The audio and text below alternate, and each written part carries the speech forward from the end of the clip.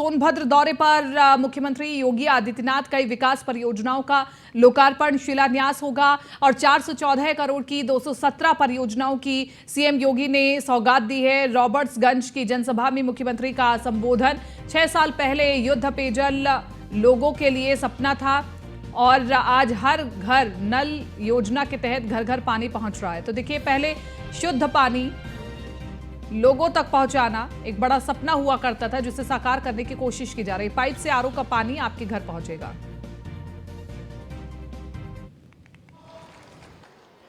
जब सोनभद्र में आना है तो स्वाभाविक रूप से अपनी जिम्मेदारियों को भी निर्वहन करें। इस दृष्टि से आज इस जनपद के विकास से जुड़े हुए 414 करोड़ लागत की विभिन्न परियोजनाओं का लोकार्पण और शिलान्यास का कार्यक्रम भी संपन्न हुआ है। मैं इसके लिए आप सभी सोनभद्र वासियों को, माननीय जनप्रतिनिधियों को हृदय से बधाई देता हूं। इसके लिए मैं अतिरिक्त अभिनंदन का आप सबका करता हूं। भाइयों बहनों, इसके साथ ही एक कृषि विज्ञान केंद्र का भी शिलान्यास आज यहाँ कृषि विज्ञान केंद्र भारत सरकार के सहयोग से आज यहाँ शिलान्यास किया जा रहा है। सोनभद्र जनपद में कृषि विज्ञान केंद्र के बनने का मतलब सोनभद्र जनपद के किसानों की आमदनी को कई गुना बढ़ाने के लिए वैज्ञानिक सोच के साथ कार्य करने की एक नई तकनीक हम उपलब्ध करवाने का कार्य, इसके लिए भी मैं आप सबको बधाई देता हूं। आज जब मैं प्रातः काल आया तो मैं सबसे पहले, जैसे ही यहां पर इस धरती को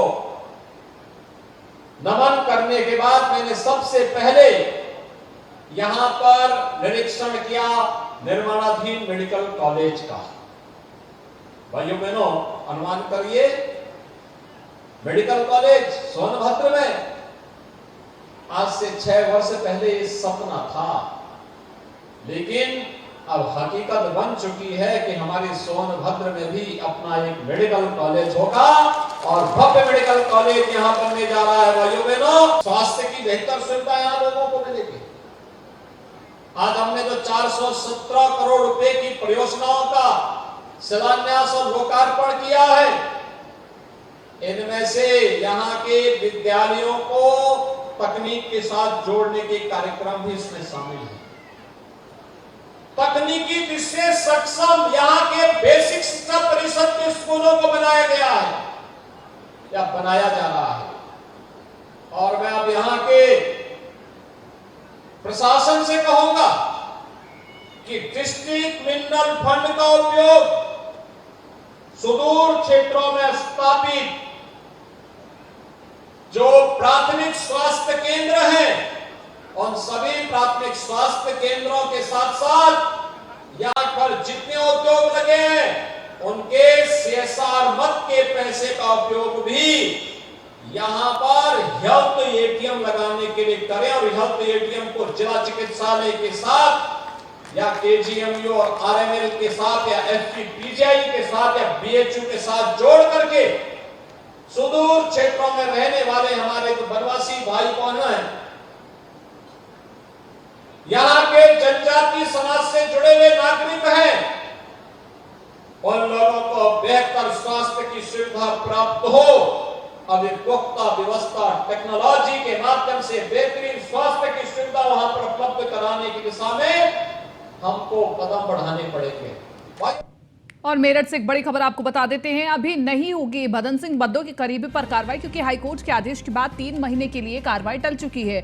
पुलिस फोर्स और एमडी की टीम मौके से लौटी। पार्क की जमीन पर बद्दो के करीबी ने गोदाम बनाया था, लेकिन हाईकोर्ट की दखल की वजह से पुलिस फोर्स और एमडी की टीम को वापस लौटना पड़ा। आपको बताएं कि पार्क की जमीन पर बद्दो के करीबी ने गोदाम बनाया था, लिहाजा अभी इस पर किसी प्रकार की कोई कार्रवाई नहीं हो सकती, लेकिन अगर हाईकोर्ट ने दखल ना दिया होता तो निश्चित तौर पर कार्रवाई होनी तय थी। अतुल शर्मा ज्यादा जानकारी के साथ संवाददाता बने हुए फोन लाइन पर। अतुल, हाईकोर्ट की दखल के बाद ये कार्रवाई टल गई, लेकिन क्या भविष्य में इस गोदाम पर कार्रवाई होनी तय है?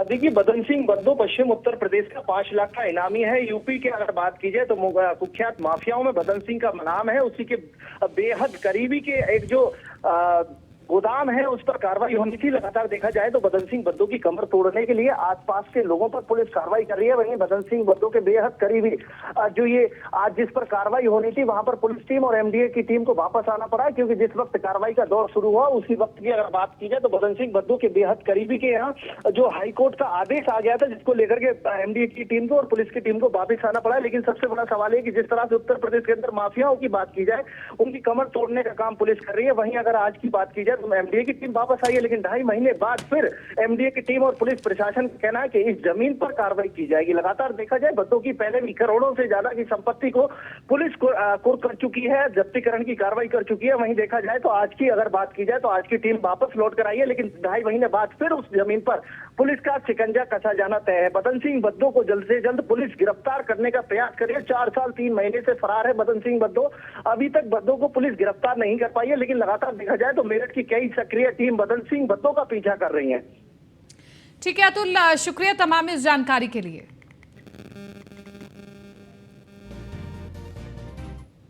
तीन दिवसीय लखनऊ दौरे पर रक्षा मंत्री राजनाथ सिंह। नदवा के उलमा से रक्षा मंत्री राजनाथ सिंह ने की मुलाकात, और मुलाकात करने वाले उलमा से बिलाल नदवी शामिल हैं। नदवा के प्रिंसिपल सईद उर रहमान नदवी भी शामिल रहे। बड़े इस्लामिक शिक्षण संस्थानों में शुमार है नदवा कॉलेज, और नदवा कॉलेज में मुलाकात के बाद मनकेश्वर मंदिर पहुंचे। मनकेश्वर मंदिर में राजनाथ सिंह ने पूजा अर्चना भी की। तो देखिए, बड़ी खबर आपको बता रहे, बड़े इस्लामिक संगठन, बड़े इस्लामिक कॉलेज में पहुंचे हैं रक्षा मंत्री राजनाथ सिंह, और इसी के साथ साथ मनकामेश्वर मंदिर में भी राजनाथ सिंह ने पूजा अर्चना की है। ये एक्सक्लूसिव तस्वीर न्यूज़ 1 इंडिया आपको दिखा रहा है मिशन 2023। और देखिए, 3 दिवसीय लखनऊ के दौरे पर रक्षा मंत्री राजनाथ सिंह। सबसे बड़ी खबर यह है कि नदवा कॉलेज के कार्यक्रम में पहुंचे रक्षा मंत्री राजनाथ सिंह, और बड़े इस्लामिक शिक्षण संस्थानों में शुमार है नदवा कॉलेज। नदवा कॉलेज के बाद मनकामेश्वर मंदिर में पहुंचे। तो एक्सक्लूसिव तस्वीर इस वक्त हम आपको दिखा रहे हैं। रक्षा मंत्री राजनाथ एक और देखिए भगवान शिव की पूजा करते हुए दिखाई दे रहे हैं, तो दूसरी ओर नदवा कॉलेज के कार्यक्रम में शामिल हुए। और मिशन 2024 को साधना है, तो ऐसे में सभी को साथ लेकर चलना जरूरी है। और मिशन 80 पर जुटी हुई है बीजेपी, तो इसलिए जन जन का विकास और जन जन के हित में चर्चा करनी भी जरूरी है, और सभी से मुलाकात भी जरूरी है।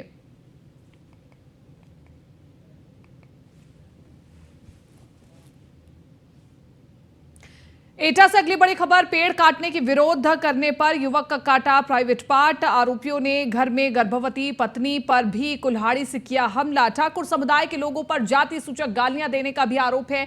3 दिन बीत जाने के बाद भी पुलिस पर एफआईआर दर्ज नहीं करने का आरोप लगा है। तो कोतवाली देहात क्षेत्र के गांव हसनपुरा का पूरा मामला बता रहे हैं।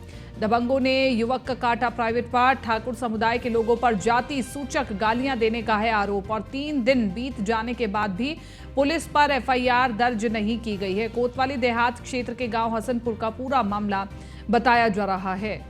आप देखिए कि किस प्रकार से दबंगों के हौसले बुलंद हैं। पेड़ काटने का विरोध करने पर किस प्रकार की तालिबानी सजा दी गई है। आरोपियों ने घर में गर्भवती महिलाओं को भी जाति सूचक शब्द कहे हैं। 3 दिन बीत जाने के बाद भी पुलिस पर एफआईआर दर्ज नहीं करने के आरोप हैं।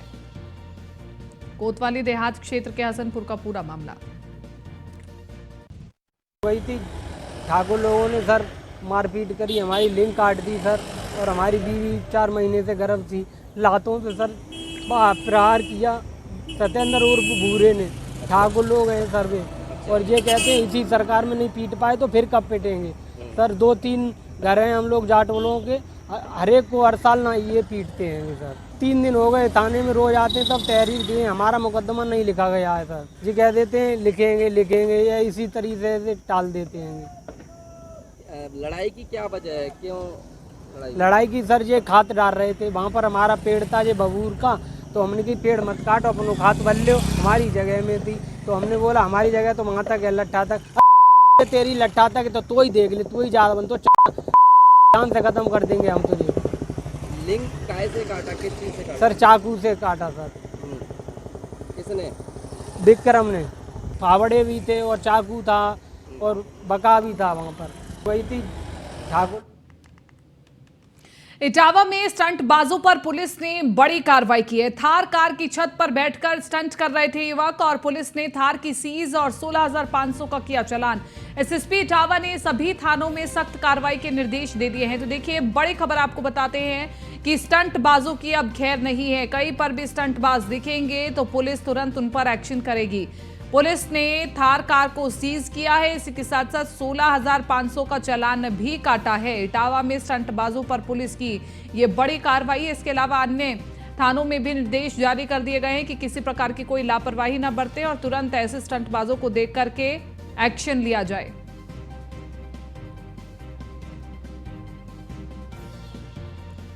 एसएसपी इटावा ने सभी थाने में सख्त कार्रवाई के निर्देश दे दिए हैं। ये तस्वीरें हम आपको दिखा देते हैं कैसे थार की छत पर बैठकर युवक स्टंटबाजी करते हुए दिखाई दे रहा था और इसके बाद ये वीडियो वायरल होती है तो पुलिस इसका संज्ञान लेती है और थार को सीज कर देती है। इसी के साथ साथ आपको बताएं कि थार को सीज भी किया गया है। 16,500 का चालान भी काटा गया है।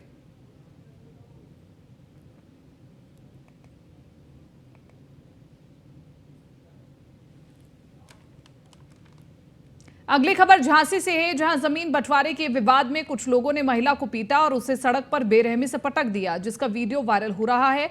मामला लहचूरा थाना इलाके के घमना पायक गांव का है। मारपीट को लेकर के पीड़िता ने पुलिस को तहरीर दी है, जिस पर पुलिस आगे की कार्रवाई में जुट गई है।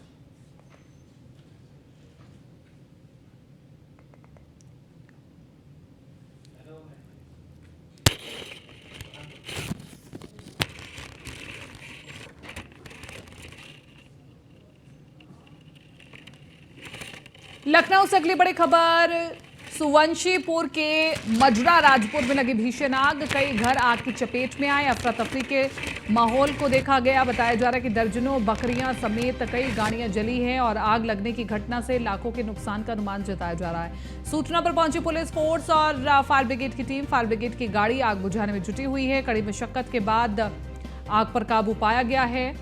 इटौजा के महिंगवा चौकी क्षेत्र के रजपुरा का पूरा मामला है।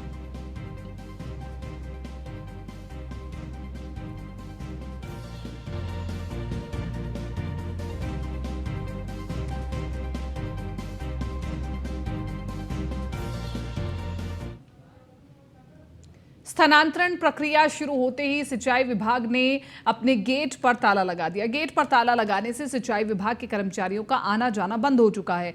सिंचाई विभाग ने सिर्फ गेट नंबर 4 छोड़ करके सभी गेटों को बंद कर दिया है। स्थानांतरण प्रक्रिया के अंतर्गत पहला ऐसा कार्यालय जिसने गेट पर ताला जड़ा और इस मामले में कोई भी अधिकारी कुछ बोलने को तैयार नहीं है। गेट पर तैनात गार्ड ने बताया कि 30 जून तक ताला लगाया गया है।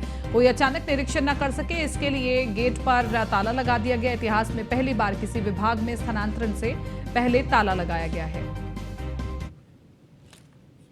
स्थानांतरण नीति चालू होने के बाद से अब विभागों में ताले लगने शुरू हो गए, यानी कि एक नई प्रक्रिया सामने देखने को मिली है। सिंचाई विभाग में इस समय हम खड़े हुए हैं गेट नंबर 2 में, जहां पे एक आदेश जारी किया जाता है और आदेश को लिखा जाता है कि गेट पे 30/6/2023 तक का गेट नंबर 4 कार्मिक को आवागमन के लिए बंद रहेगा। इसके अतिरिक्त सभी गेट बंद रहेंगे, यानी कि गेट नंबर 4 से ही जो यहाँ के कर्मचारी हैं, कर्मी हैं, वो यहाँ से जा सकते हैं। बाकी गेटों पे ताला लगा दिया गया है। नया फरमान है, नया आदेश है, नया कानून है सिंचाई विभाग के लिए। बहुत से ऐसे विभाग हैं जहाँ पर हर साल ट्रांसफर नीति लागू होती है और ट्रांसफर प्रक्रिया भी होती है, लेकिन क्या कुछ नया है इस विभाग के पीछे, ये सबसे बड़ी अहम बात है। क्योंकि जब ट्रांसफर नीति लागू होती है तो गेट पे ताला लगा दिया जाता है, यानी कि यहाँ पर ना कोई व्यक्ति आ सके, ना कोई जा सके और ना ही कोई अपनी बात जो है उच्च अधिकारियों तक कह सके।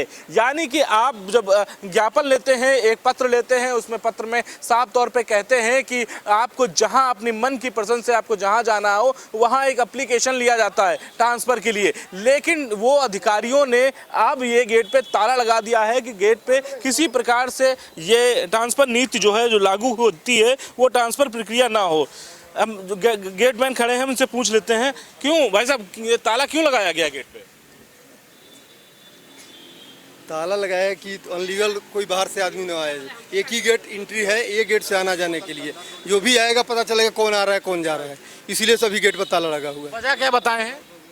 वजह कुछ नहीं बताया, बोला कि अभी एक ही गेट से आने जाने के जो पता चलेगा कौन आ रहा है कौन जा रहा है।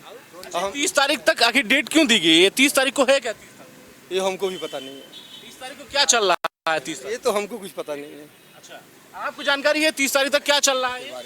इसके बारे में मुझको नहीं, कोई जानकारी नहीं इसके बारे में। तो ये गेट पे ताला लगा, आप लोगों को दिक्कत होते जाने में? दिक्कत तो है ही है भाई, सब लोगों के लिए। क्या आगे आ जाइए, थोड़ा पास आ जाइए। क्या दिक्कत हो रही? दिक्कत तो सबके लिए साहब है, आना जाना, कोई चाय ले जा रहा, कोई कुछ लेने जा रहा तो घूम कर उधर से जाओ पीछे से जाने दे रहा है। जी, तो यानी कि बस केवल यही एक सारे गेट बंद हैं? बस उसी से आना उसी से जाना है। 4 नंबर जी जी सर, जैसा कि लिखा गया है। जी सर। दिक्कत हो रही है आने जाने में? बहुत दिक्कत हो रही है, दिक्कत हो रही ना? बहुत दिक्कत हो रही है। तो क्यों आपने प्रशासनिक अधिकारियों से बात करते हैं आप अपने? अब हम क्यों करें साहब, अब लोग हमें साथी भाई साहब आप एक मिनट इधर आ जाइए। गणेश ठाकुर जी, भाई साहब एक मेरा एक सवाल ले लीजिएगा, बस बहुत ज़्यादा मैं पूछूंगा नहीं आपसे, बस इतना जानना चाहता हूँ ये आदेश किसका है, किसके आदेश पे गेट पे ताला लगा है? सर ये ऊपर से आदेश आया हुआ है, उसके बाद ये लॉक हुआ है। कौन आपको आदेश? सर ये हमारे सुपरवाइजर बता सकते हैं, मैं नहीं बता सकता इस बारे में। आपके सुपरवाइजर ने आदेश दिया होगा आपको।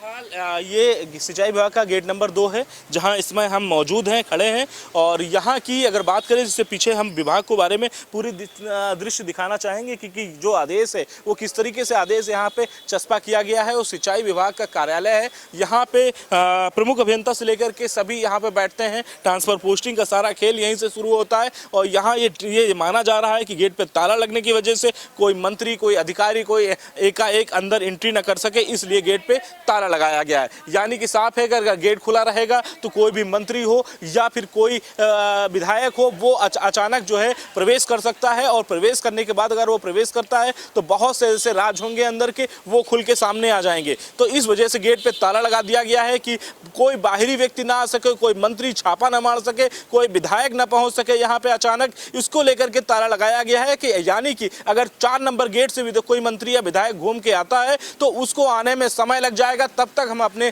चीजों को, फाइलों को अलग कर सकते हैं, यानी कि दबा सकते हैं। उसको लेकर के ताला लगाया जा रहा है साफ तौर पे जो सिंचाई विभाग। फिलहाल इस बुलेटिन में मेरे साथ इतना ही, दीजिए इजाजत, नमस्कार।